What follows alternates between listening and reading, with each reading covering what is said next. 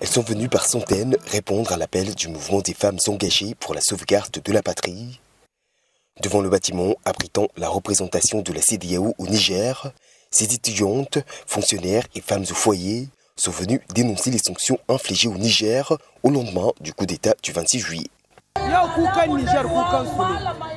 Si nous sommes venus ici, c'est pour demander en tant que femmes et en tant que mère de famille à la CEDEAO de lever son embargo sur le Niger. Nous ne sommes entourés que de pays frères et ces sanctions ne font que punir injustement les populations d'ici et même des pays voisins parce que c'est toute la région qui en pâtit.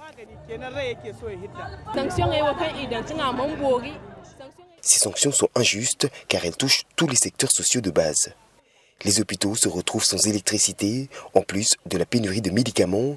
Les élèves n'ont pas de fournitures scolaires pour la rentrée et même les fonctionnaires ne reçoivent plus leur salaire.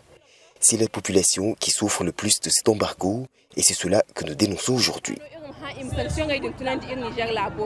Des sanctions jugées injustes mais surtout inutiles par ces femmes venues des 8 régions du pays et dont le sit-in ce mercredi a été l'occasion d'inviter l'instance régionale à privilégier le dialogue au profit des populations de la communauté. Ces sanctions injustes n'affligent pas seulement les Nigériens, mais ont un impact négatif direct sur les activités des innocentes populations des pays de notre espace communautaire.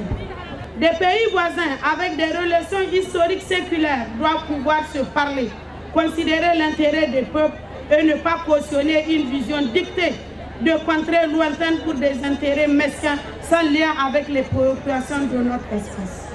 Cette manifestation a par ailleurs été l'occasion d'appeler à la mise en œuvre d'une organisation trilatérale entre femmes du Mali, du Niger et du Burkina Faso. Un front commun de soutien à l'Alliance des États du Sahel, créé en septembre dernier par leurs autorités respectives.